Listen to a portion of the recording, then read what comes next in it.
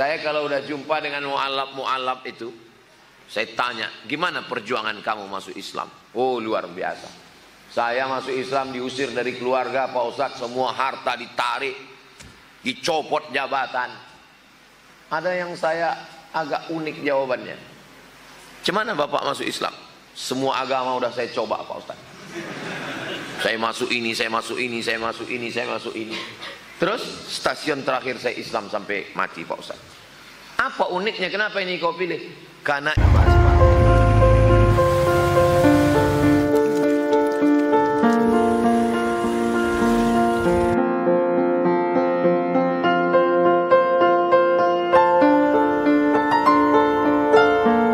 Assalamualaikum warahmatullahi wabarakatuh. Jamaah dimanapun berada, kami sedang berada di Desa Kebun Tinggi.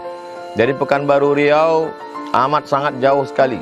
Mobil yang bisa masuk kemari hanya 4x4. Di belakang kita ada masjid kayu, luar biasa, cantik, indah. Kalau siap nanti, mari kita selesaikan bersama melalui program wakaf pembangunan masjid. Nama masjidnya Nurul Azhar, mengambil barokah kemuliaan Al-Azhar Syarif Kairo Mesir.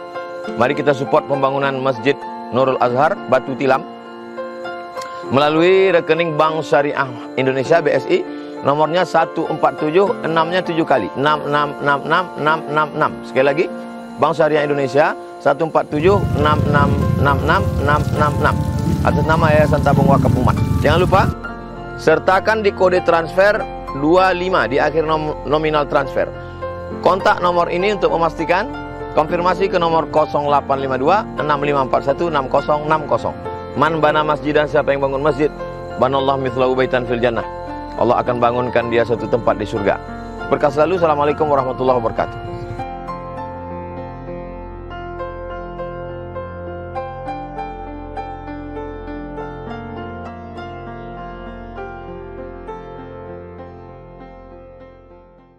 Bismillahirrahmanirrahim. Assalamualaikum warahmatullahi wabarakatuh.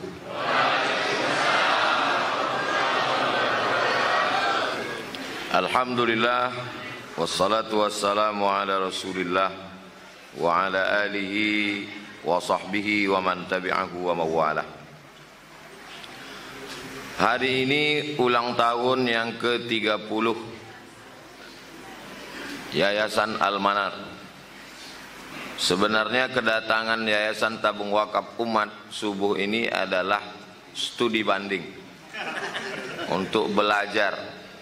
Saya mengajak semua pengurus masjid, yayasan yang ada di Pekanbaru, yang ada di Riau, yang ada dimanapun berada yang menonton kajian subuh ini, untuk datanglah ke Pekanbaru. Datang ke Pekanbaru jangan hanya menikmati gulai asam podeh bau, tak membawa apa-apa. Jangan hanya menengok Sungai Siak, rumah kadi, berfoto pulang. Singgah, sempatkan ke Masjid Al-Manar. Ambil ilmu yang bisa diambil. Banyak sekali yang bisa dipelajari di Al-Manar ini. Yang pertama adalah tentu saja kekompakan. Karena kalau tidak ada kompak, kerjasama tak mungkin bisa eksis bertahan 30 tahun. Di beberapa masjid saya pernah datang. Kemana Bapak ketua dulu yang mengundang saya pertama? Kemari Pak. Mohon maaf Pak Ustadz, dia sejak tak terpilih lagi tak datang lagi ke masjid ini. Tak perlu dah sebut kenapa nama masjidnya, menjaga kode etik. Tapi itu kenyataan. Kalau sudah tak terpilih lagi jadi pengurus yayasan, ketua, tak datang lagi ke masjid. Taubat nasuha ke masjid. Ini bisa bertahan 30 tahun. Kemudian ada beberapa masjid, saya tanya, Bapak Anu kenapa tak datang? Dia udah profesor, jadi tak ke masjid lagi Pak Ustadz. Rupanya yang ke masjid ini khusus untuk S1 aja. Jadi kalau udah S2 tak ke masjid, profesor tak sembahyang lagi.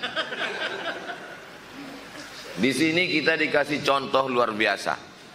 Tadi Ustadz Al-Nof menyebut sesepuh. Banyak orang tak mau disebut sesepuh, karena bayangan sesepuh itu tua. Kalau bagi saya sesepuh itu artinya sehat, semangat, dan ampuh. Ini contohnya subuh ini. Guru kita dua-duanya. Profesor Alaidin Koto, Profesor Yusri Munab. Mudah-mudahan profesor-profesor yang lain yang mendengar subuh ini segera ke masjid. Mereka ini meluruskan pemahaman kita tentang strata pendidikan, bukan berarti meninggalkan masjid, tetap mengurus masjid dan berjamaah di masjid. Lalu kemudian idealnya masjid itu memang dia lembaga pendidikan. Karena Nabi menyampaikan hadis, menyampaikan fikih, menyampaikan akidah di masjid. Makanya ada slogan namanya minal jami' ilal jami'ah. Universitas bahasa Arabnya al-jami'ah. Sedangkan masjid bahasa Arabnya al-jami'. Masjid yang tak ada sholat Jumatnya namanya masjid. Tapi kalau ada sholat Jumatnya masjid jami'. Sebetulnya dalam fikih masjid itu dua saja. Kalau tak ada sholat Jumatnya masjid. Kalau ada sholat Jumatnya masjid jami'. Sampai ke Indonesia, Masjid Raya, Masjid Agung, Masjid Besar. Ini bid'ah semua ini. Wa kullu bid'atin dhalalah, wa kullu dhalalatin finnar. Ini masjid jami'. Minal jami' ilal jami'ah. Dari masjid jami' menjadi jami'ah. Makanya kalau kita telusuri, universitas tertua di dunia itu Universitas Al-Azhar. Itu dulu jami'. Masjid menjadi Jami'atul Azhar. Rupanya ada yang lebih tua lagi di Tunisia. Namanya Masjid Zaitunah. Sekarang menjadi Jami'ah Zaitunah. Universitas Zaitunah. Anak Prof. Akbarizan kuliah di situ. Ada yang lebih tua lagi rupanya di Maroko. Namanya Masjid Karawiyin. Menjadi Jami'ah Karawiyin. Maka beberapa tahun ke depan dari Masjid Al-Manar menjadi Jami'ah Al-Manar. Universitas Al-Manar. Dari bunyi aminnya macam tak yakin. Macam marah pula. Amin.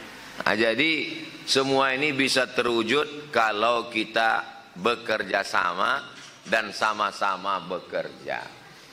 Yayasan Tabung Wakaf Umat baru ulang tahun yang ke-3. Sedangkan ini sudah 30. Ini sama macam pengantin baru minta nasihat kepada orang yang sudah ibarat pilot Sukhoi yang terbangnya udah 5.000 jam ke atas. Jadi kedatangan subuh ini saya tidak mengajar man salaka tariqan, siapa yang melewati suatu jalan yaltamisu fihi ilman, di jalan itu dia dapat ilmu, sahhalallahu lahu bihi tariqan ilal jannah, dimudahkan Allah jalannya menuju surga. Mudah-mudahan jalan kita subuh ini ke Al-Manar betul-betul memudahkan kita jalan menuju surga. Saya dulu ke masjid ini kajian rutin saya kemari. Bahwa waktu itu tidak ramai seperti ini, itu alasannya karena bukan momen ulang tahun Al-Manar. Jadi ramai subuh ini masyarakat mereka senang dan bahagia. Masjid kami dulu ramai Pak Ustadz. Sekarang kenapa tak ramai? Karena ustadznya meninggal. Masjid kami dulu ramai Pak Ustadz. Sekarang kenapa tak ramai? Karena kajiannya sudah berubah. Kalau mau tidak berubah, maka buatlah sesuatu yang tetap dibutuhkan masyarakat sampai hari kiamat. Apa dia? Lembaga formal. Lembaga formal tidak bergantung kepada tokoh. Lembaga formal tidak bergantung kepada kitab apa yang dikaji. Kalau orang datang karena kajian Sahih Al-Bukhari, nanti Bukhari hatam 7.275 hadis, habis itu orang tak datang lagi. Maka itu perlu dibuka TK, SD. Karena setiap anak pasti masuk TK, pasti masuk SD. SD Al-Manar menolak, tak mampu lagi menerima 4 kelas. Saking kan penuhnya. Ini kesempatan untuk masjid lain membuka. Nanti akan ditransfer dari Al-Manar. Yang tak diterima di Al-Manar, itu diterima ke masjid lain nanti. SMA, rumah, tanah tak cukup. Karena ini tempat, Masya Allah, tabarakallah, strategis di tengah kota, dekat ke mall, dekat ke airport, dekat kemana-mana. Kubur yang agak jauh. Tanah, ada orang mau jual rumah, harga sekian ratus juta, hanya hitungan beberapa hari selesai. Artinya apa?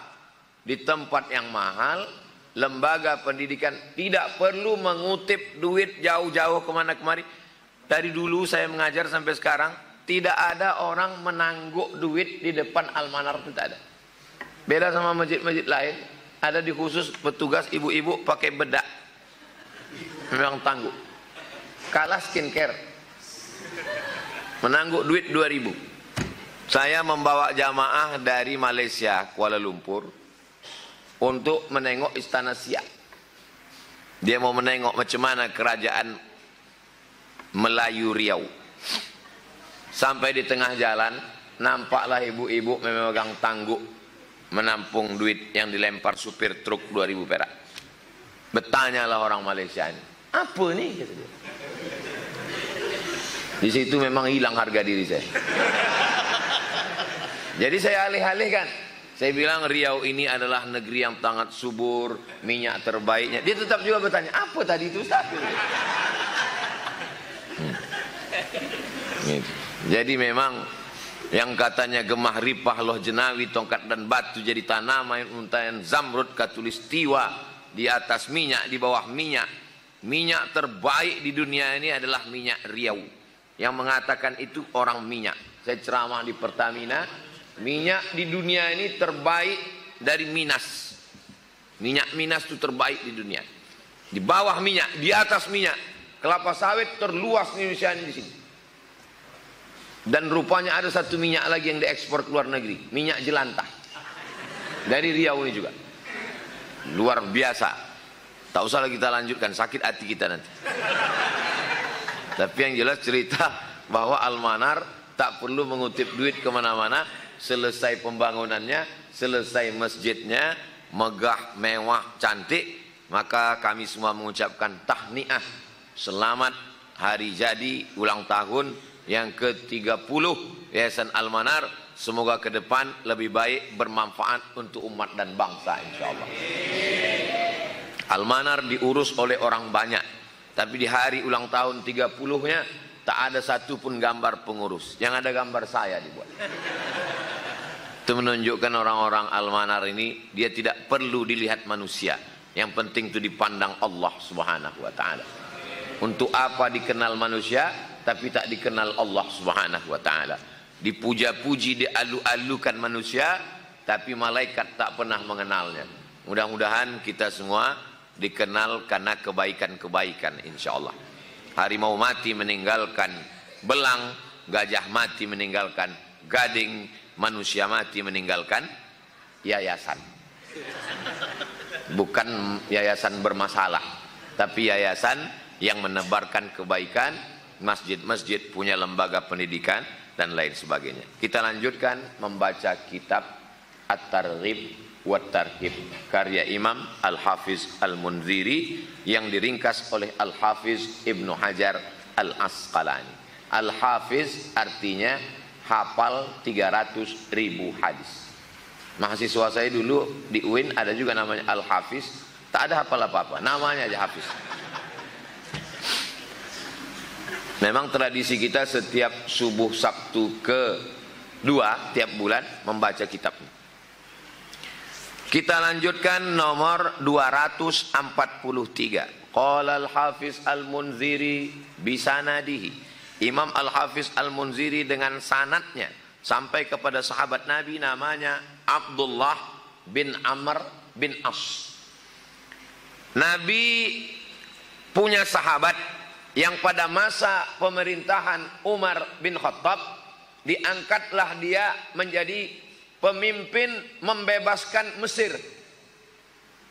Dari Madinah ke Mesir itu sekarang, kami dulu haji naik kapal laut 3 hari 3 malam. Dulu naik kapal kayu menyeberang Laut Merah, sampailah mereka ke Mesir. Didirikannya lah masjid. Maka berdirilah masjid paling tua pertama di Afrika. Itulah dia namanya Masjid Amr bin As. Imam Syafi'i mengajar di Masjid Amr bin As itu. Panjang umur sehat badan. Nanti kita akan adakan tur ke Mesir, sholat di Masjid Amr bin As insyaallah. Ongkos tanggung masing-masing. Amr bin As ini punya anak laki-laki, namanya Abdullah bin Amr bin As. Beda sama bapaknya. Kalau ayahnya Amr bin As itu panglima perang, ahli strategi pemerintahan, politik. Sedangkan anaknya ini orang zuhud, lebih cinta kepada ilmu dan ibadah. Makanya Abdullah bin Amr bin As ini pernah tidak makan puasa terus, lalu kemudian tidak tidur malam, tahajud terus, dan istrinya pun melapor. Dia menjauhi istrinya.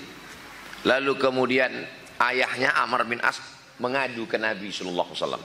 Ya Rasulullah, anakku ini udah tak makan-makan lagi, puasa terus.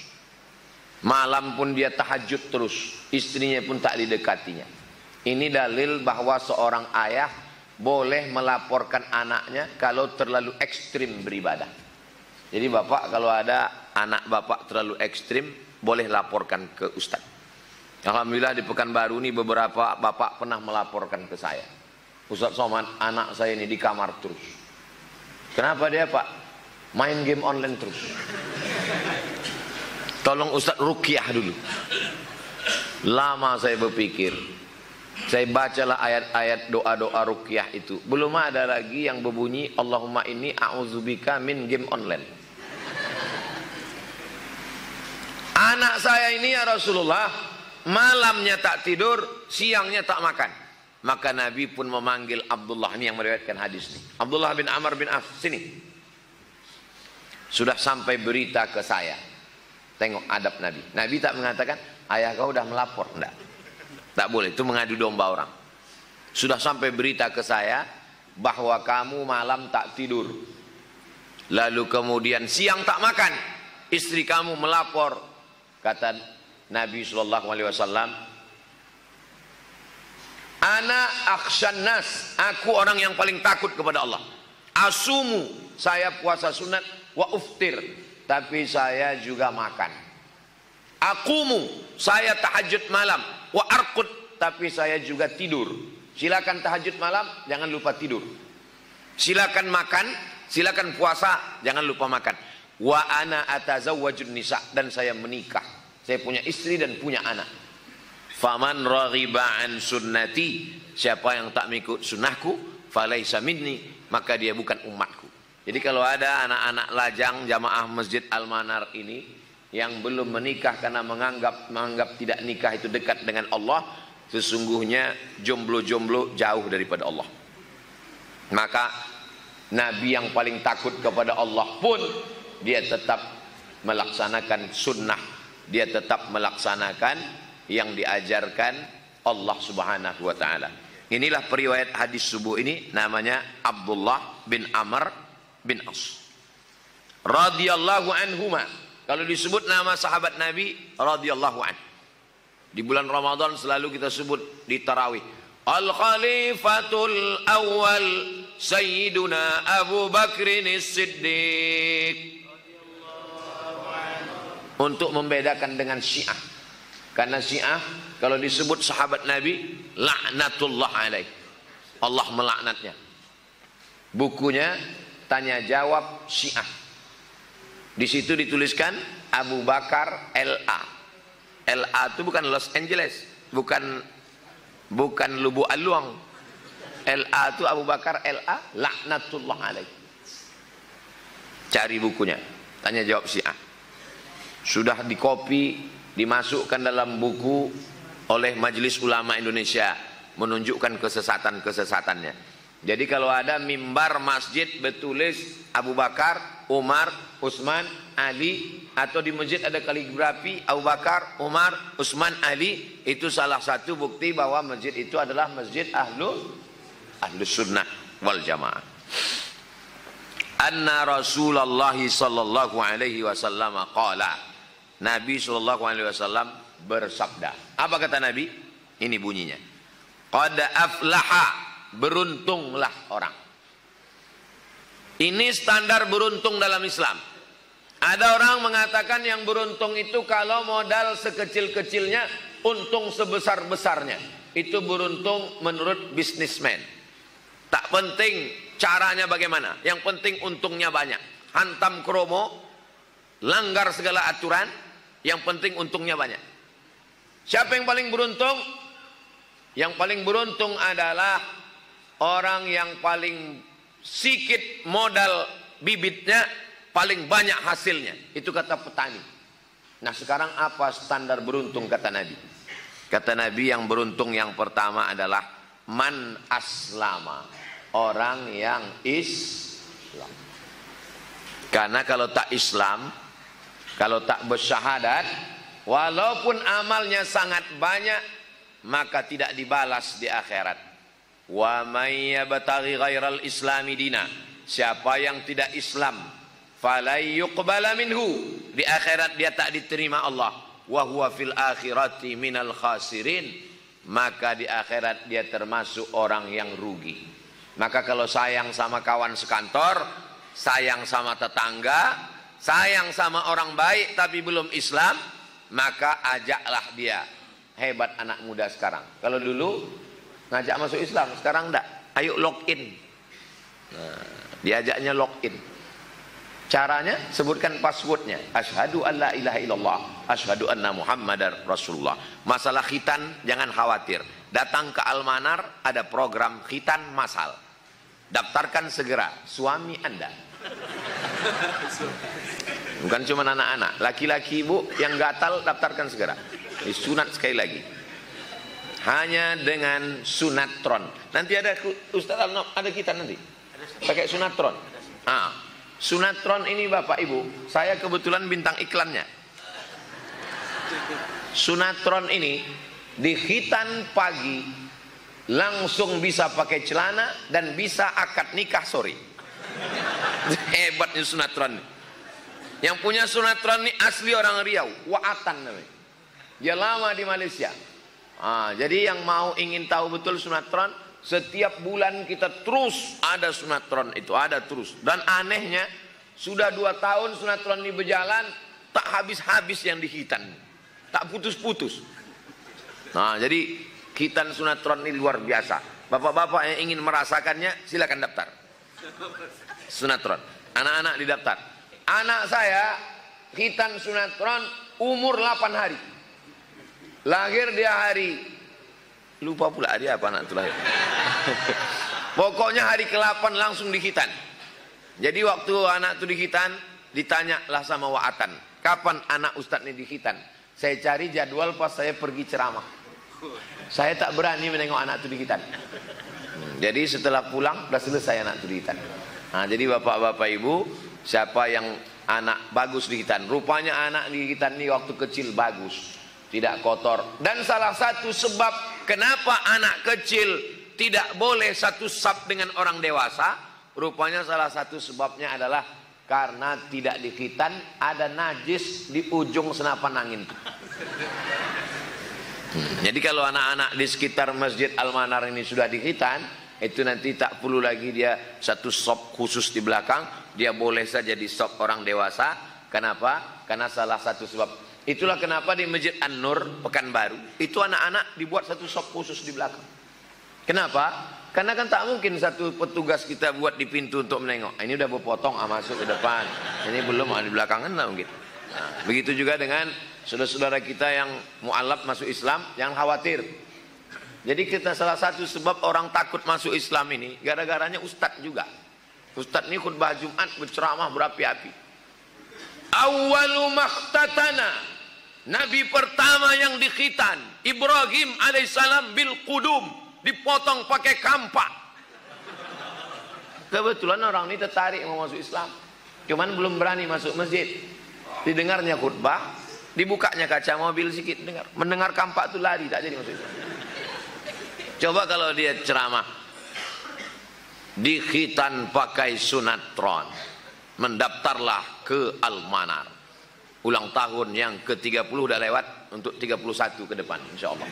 Bapak Ibu yang dimuliakan Allah Subhanahu wa taala, jadi yang pertama yang beruntung itu adalah man aslama wala tamutunna illa wa antum, jangan mati kecuali dalam la ilaha illallah Muhammadur Rasulullah sallallahu alaihi wasallam. Jadi nikmat yang terbesar yang saya rasakan, yang kita rasakan, ayah kita Islam, emak kita Islam, tinggal di bumi lancang kuning mayoritas Islam. Ustadz, Tuhan itu tidak adil. Kenapa si fulan itu emaknya tak Islam, ayahnya tak Islam, tinggal di negeri tak Islam? Disitulah keadilan Allah. Di mana letak keadilan Allah? Ayahnya tak Islam, emaknya tak Islam, tinggal di negeri tak Islam. Dia berjuang mencari Islam, dia masuk Islam. Dia lebih dulu masuk Islam daripada kau. Ini datang anak-anak muda bertanya ke saya, Allah itu tak adil Pak Ustadz. Kita kenapa lahir Islam? Karena mental kau mental tempe. Maka orang macam kau ini masuk Islamnya antrian terakhir. Tapi mereka ustadz, ayahnya tak Islam, emaknya tak Islam, lalu kemudian di tempat lingkungan tak Islam, masuk Islam. Ustadz Nababan, tahu Ustadz Nababan? Penceramah yang di keliling Amerika. Itulah ustadz yang namanya bisa dibaca dari kiri, bisa dibaca dari kanan. Nababan, timbal balik, auto reverse, masuk Islam. Ayah tak Islam, emak tak Islam, Tionghoa, masuk Islam. Ustadz Felix Xiao. Ayah tak Islam, emak tak Islam, membuat sekolah bagaimana orang Islam jadi murtad, dapat hidayah, masuk Islam. Ustadz Yahya Waloni. Mereka ini lebih dulu masuk Islam 500.000 tahun cahaya. Setelah mereka masuk surga, barulah Ustadz Somad masuk surga. Karena perjuangan saya tak ada. Betul Bapak Ibu? Betul pula kata jamaah. Yang jelas mereka bersih, hitungan dosanya tak terlalu banyak. Mereka ini nilai jihadnya luar biasa. Kenapa? Karena dia mencari dan mencari. Makanya orang yang mencari menemukan, dia lebih sayang daripada diberikan. Mahasiswa sama-sama punya sepeda motor. Yang satu ini sayangnya bukan main, dicuci, dimandikan. Lebih pula dulu mandi sepeda motornya itu baru dia mandi. Yang satu ini tak pernah dicuci, tak pernah dibasuh, parkir sesuka hati. Kenapa? Yang satu ini dikasih bapaknya, tak ada perjuangan. Yang satu ini pontang-panting dia bekerja mendapatkannya. Begitulah mereka sayang pada Islam. Kenapa Bilal itu sayang betul dengan Islam? Dia mencari ahad, dijemur di atas panas terik, diikat dengan batu, ahad. Jadi kita menganggap nikmat Islam ini biasa-biasa saja. Saya kalau udah jumpa dengan mu'alaf itu, saya tanya, gimana perjuangan kamu masuk Islam? Oh luar biasa. Saya masuk Islam diusir dari keluarga Pak Ustadz, semua harta ditarik, dicopot jabatan. Ada yang saya agak unik jawabannya. Cemana Bapak masuk Islam? Semua agama udah saya coba Pak Ustaz. Saya masuk ini, saya masuk ini, saya masuk ini, saya masuk ini. Terus stasiun terakhir saya Islam sampai mati Pak Ustaz. Apa uniknya? Kenapa ini kau pilih? Karena Islam inilah Tuhan yang tak nampak Pak Ustaz. Aneh pula. Yang lain tuh nampak. Jadi kalau ada yang penasaran, kenapa Islam ini Tuhannya tak nampak? Sedang yang tak nampak aja, yang nampak-nampak itu malah tak menarik bagi dia. Bagi dia menariknya Islam ini karena Tuhannya tak nampak. Jadi sesuatu yang bagi kita biasa-biasa saja, tapi bagi orang yang mencari. Kenapa Bapak masuk Islam? Saya masuk Islam ini Pak Ustadz, dipecat dari perusahaan, harta saya diambil, emak ayah saya benci, istri saya tak suka, saya menjadi sebatang kara. Lalu apa yang kau dapatkan? Satu Pak Ustaz, apa? Ketenangan. Itu rupanya yang didapatkan. Makanya kalau ada jamaah Al-Manar ini saat pengajian sangat tenang sampai tertidur, itulah nilai Islam. yang tak didapatkan di tempat lain. Ketenangan. Berapa jamaah tuh datang ke saya mengaku tak bisa tidur, kena penyakit insomnia. Pergi ke Jalan Ahmad Yani dikasih obat tidur.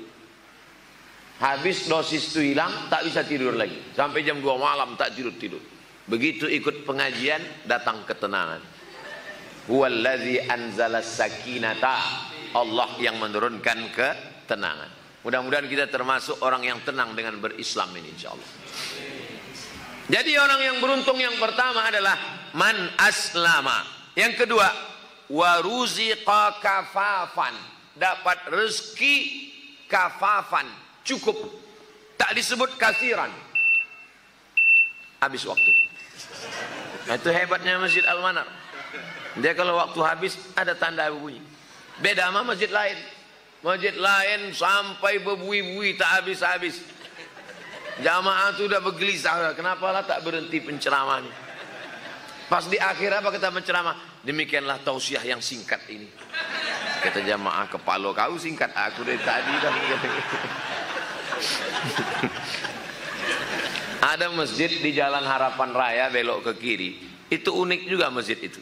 Dipasangnya lampu hijau, kuning, merah.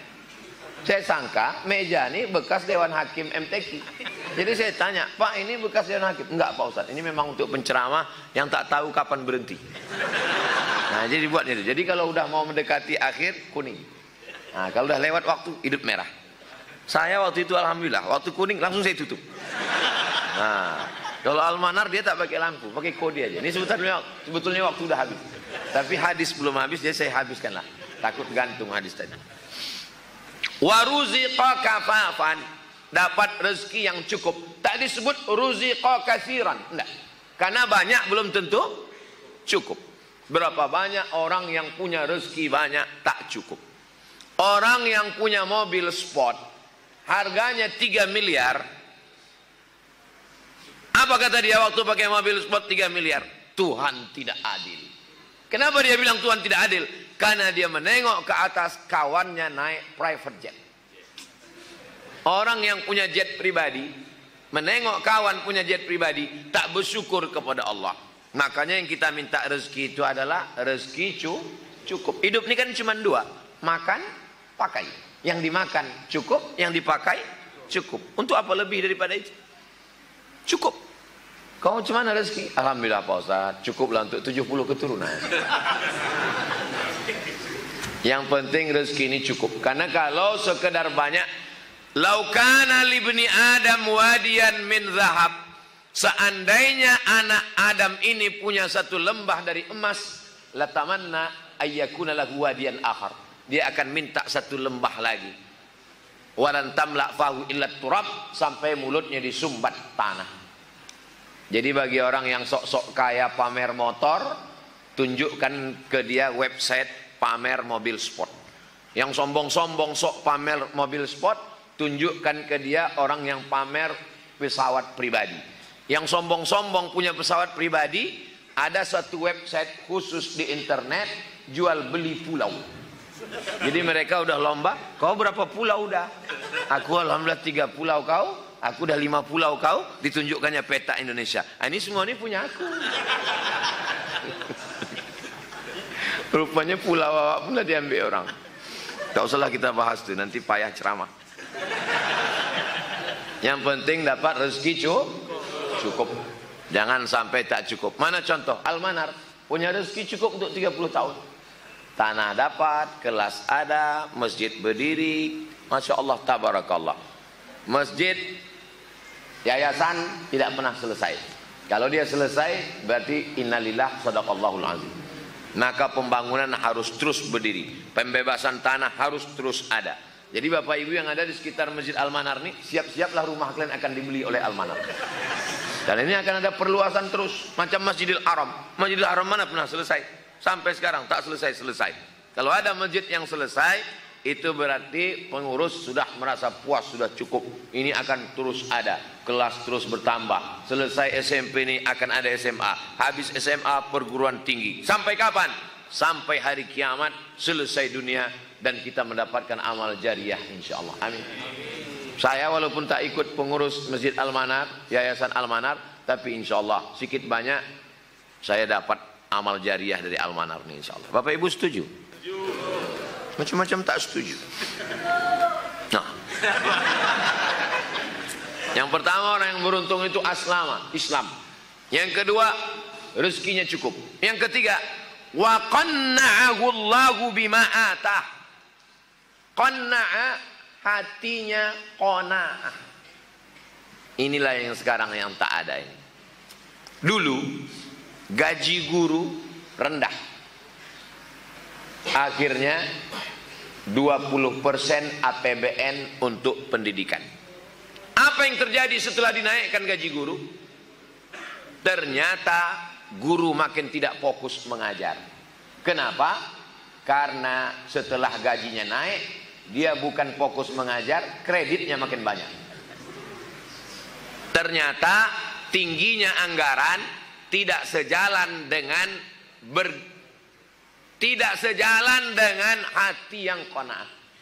Makanya tidak ada obat daripada tamak ini. Lawan daripada tamak adalah qanaah. Qanaah itu merasa cukup. Kapan kita merasa cukup? Di bulan suci Ramadan. Pas jam 1, jam 2 siang, rasanya Sungai Siak di bawah jembatan Leton itu tak cukup untuk menghilangkan hawa nafsu. Tapi begitu azan berkumandang, Allahu Akbar, Allahu Akbar, minum teh manis es. Warnanya pun mirip macam air Sungai Siak. 2-3 teguk hilang. Mana haus tadi? Itulah qanaah. Cukup. Maka di antara doa yang diajarkan Nabi, Allahumma qanni'ni, jadikan hatiku ini qanaah. Bapak Ibu kalau qanaah, maka dia tidak menjadi orang yang bakhil, bin pelit, bin medit, bin kikir, bin sempili, bin banyak lagi. Hafal Bapak Ibu nasab. Na'udzubillah. Mudah-mudahan Allah menyelamatkan kita dari tamak, diberikan hati kita ini qanaah, sampai anak cucu kita orang-orang yang qanaah insyaallah. Amin ya rabbal. Hadis ini ada dalam kitab Rawahu Muslimun, diriwayatkan Imam Muslim. Adik-adik mahasiswa yang hadir subuh ini, kalian nanti kalau pulang kampung diminta orang kampung kultum, sampaikanlah hadis ini. Dek bisa kultum. Adik dari mana? Saya dari UIN Pak. Tolong sampaikan kultum nanti. Mohon maaf, saya dari Fakultas Sains Teknologi. Orang tak mau tahu kau mau dari pertanian, mau dari paper-tapet, mau dari yang tahu orang UIN. Dari mana dek? Saya dari Riau. Tolong sampaikan kultum. Saya dari UIR, saya dari Universitas Riau Pak. Orang tak mau tahu kamu dari Universitas Riau. Yang penting kalau sudah dari Riau, bumi lancang kuning, Melayu adalah Islam, Islam adalah Melayu. Dia tahu ini bumi religius, agamis. Maka dimintanya sampaikan. Jangan bicara ngalor ngidul tak tentu arah. Sampaikan hadis subuh ini. Diriwayatkan dari Abdullah bin Amr bin As, Nabi SAW bersabda, orang yang beruntung itu ada 3. Yang pertama Islam, yang kedua rezekinya cukup, yang ketiga ada qanaah. Hadis riwayat Muslim. Jadi kalau mau bicara kita fokus, selalulah pakai 1, 2, 3. Saya kalau ceramah begitu, untuk mendidik supaya jamaah biasa membuat ringkasan. Kajian kita pada subuh ini ada 3. Kenapa Ustaz kalau ceramah selalu pakai 2, 3, 5? Supaya fokus, supaya bicaranya tak ngalor ngidul kemana kemari, tak selesai-selesai. Supaya apa? Supaya intel yang datang mudah buat laporan ke atasan. Apa isi ceramah Somad tadi? Ada 3 bos. Apa aja kata dia? Orang yang beruntung yang pertama adalah Islam, yang kedua adalah orang yang rezekinya cukup, yang ketiga adalah orang yang dalam hatinya ada qanaah. Bagus juga ceramah dia. Ternyata dia tidak radikal ya. Iya bos, dia tidak radikal kalau di Masjid Al-Manar. Kalau masjid lain agak keras dia sedikit. Itulah kaji kita subuh ini, diriwayatkan dalam kitab Sahih Muslim. Sahih Muslim ini ditulis oleh seorang ulama namanya Imam Muslim bin Hajjaj Al-Qushairi An-Naisaburi. Nama kampungnya Naisabur. Orang Naisabur dipanggil Naisaburi. Orang Madinah Al-Madani. Orang Makkah Al-Makki.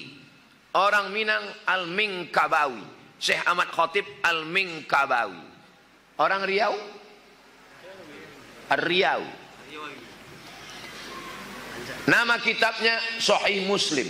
Yang kedua At-Tirmidzi. Namanya Imam Abu Isa Ibnu Saurah At-Tirmidzi. Nama kampungnya Termes. Termes itu perbatasan antara Uzbekistan dengan Afghanistan. Uzbekistan, Afghanistan, ada kampung kecil namanya Termes. Itu disebut dengan Imam Tirmizi dari Termes, bukan orang Arab. Imam Bukhari bukan orang Arab. Namanya Muhammad bin Ismail bin Ibrahim bin Al-Mughirah bin Bardisbah Al-Bukhari. Bardisbah mu'allaq, masuk Islam. Bukan orang Arab. Bukhara. Imam Tirmizi orang Termes, bukan orang Arab. Pakar bahasa Arab Imam Sibawai, bukan orang Arab. Tidak ada hujjah, alasan, argumentasi untuk mengatakan saya tak hafal Quran, saya tak bisa hadis karena saya orang Melayu, karena saya bukan orang Arab. Karena ulama-ulama kita juga bukan dari Arab. Sahabat Nabi orang Arab, tapi Salman Al-Farisi orang Persia, Suhaib Ar-Rumi orang Romawi, Bilal bin Rabah orang Afrika Utara. Afrika Utara, ini Mesir, ini Sudan. Antara Sudan dan Mesir ada satu kampung namanya Nubia. Itulah kampung Bilal bin Rabah. Nubia. Orang Nubia ini orang Sudan ini warna kulitnya cuma dua, hitam dan hitam sekali. Tapi dia masuk surga bukan karena warna kulitnya, bukan karena sukunya, tapi karena amalnya. Man batta'a bihi amaluhu lam yusri' bihi nasabuhu. Orang yang amalnya pelan tak bisa dipercepat oleh nasabnya. Jadi kita yang tidak merasa beruntung dengan nasab, maka buatlah diri beruntung dengan amal. Alhamdulillah amal kita mudah-mudahan diberikan Allah istiqomah beramal soleh insyaallah. Amin ya rabbal alamin. Itulah hadis subuh ini. Bagi adik-adik, bapak-bapak, ibu-ibu yang mau menyampaikannya, sampaikanlah hadis dari Abdullah bin Amr bin As. Orang yang beruntung ada tiga.